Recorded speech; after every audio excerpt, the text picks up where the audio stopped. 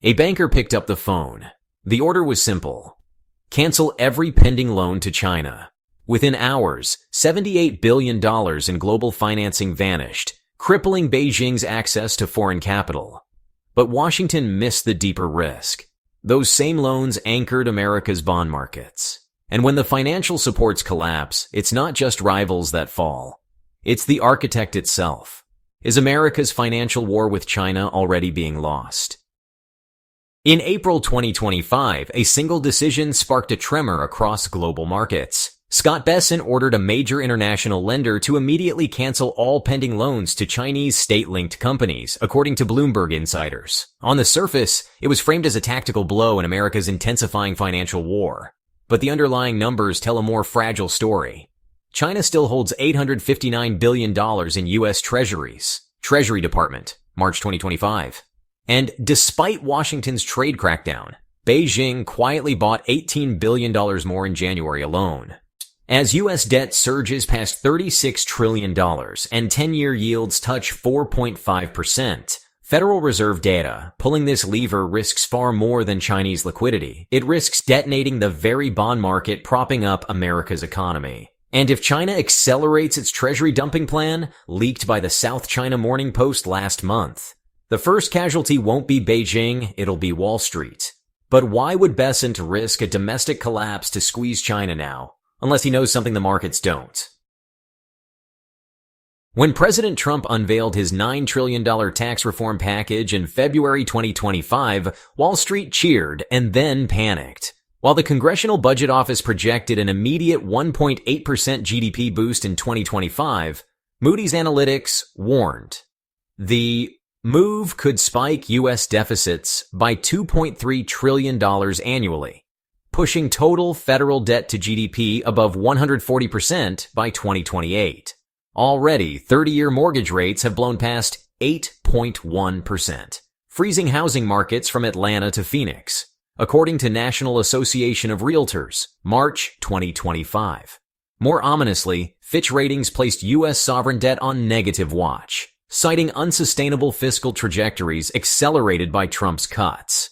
Historically, massive tax overhauls, like Reagan's 1981 Economic Recovery Tax Act, sparked short-term growth but ballooned deficits long-term.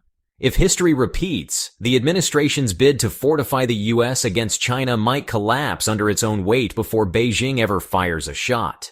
And the early signs suggest America's rivals are already positioning for that moment. In just the last 60 days, foreign central banks offloaded a staggering $256 billion in U.S. Treasuries, according to Federal Reserve custody holdings, data released April 15th. Japan slashed its holdings by $68 billion, bringing its U.S. debt portfolio to a 12-year low, while Saudi Arabia quietly reduced exposure by $45 billion, according to Reuters. Analysts at Barclays warn that structural buyers of treasuries are disappearing, raising borrowing costs just as Washington unleashes historic deficits. The symbolism is just as brutal. Allies once underwriting U.S. fiscal dominance are now hedging against its unraveling.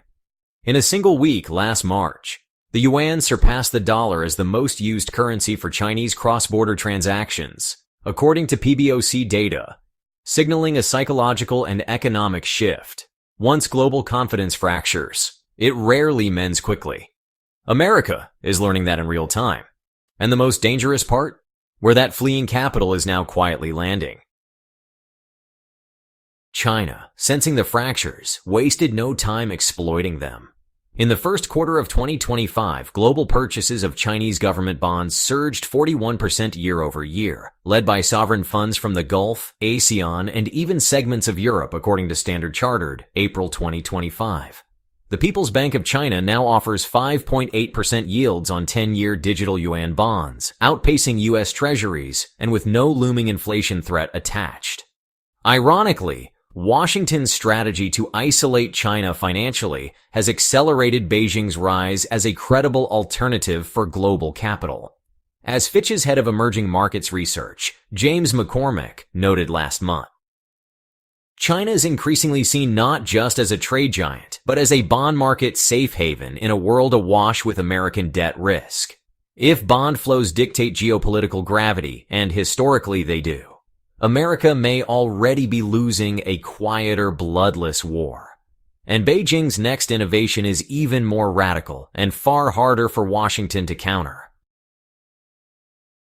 In a strategic twist few foresaw, China's development banks are now issuing Chinese dollar bonds, debt instruments denominated in US dollars but governed entirely under Chinese law, according to a detailed report by the Financial Times, April 2025. Already, over $127 billion worth have been snapped up by Southeast Asia, Gulf states, and even European pension funds seeking dollar exposure without the political entanglements of US Treasury markets.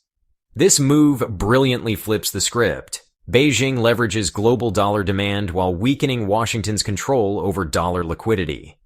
HSBC's global fixed income strategist Mary-Therese Barton called it a tectonic innovation in a note to investors, predicting that Chinese dollar bonds could erode traditional U.S. debt dominance by 15% within 3 years. If nations can hold dollar assets without holding U.S. debt, Washington's most powerful financial weapon, the world's dependence on treasuries, starts to look less like an asset and more like a liability. And if you think Beijing will stop there, you'll want to hear what they're planning next. While Washington demands decoupling, Beijing is quietly cashing G7 checks. In the first quarter of 2025, European private banks increased financing to Chinese projects by 28%, according to Financial Times analysis, despite Brussels' public support for U.S. sanctions.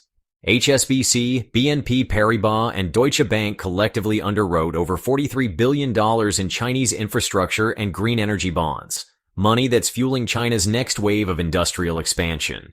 As Credit Suisse strategist Zoltan Pozsar warned in March 2025, sanctions are a two-edged sword. They may punish, but they also redirect global capital where pressure is weakest.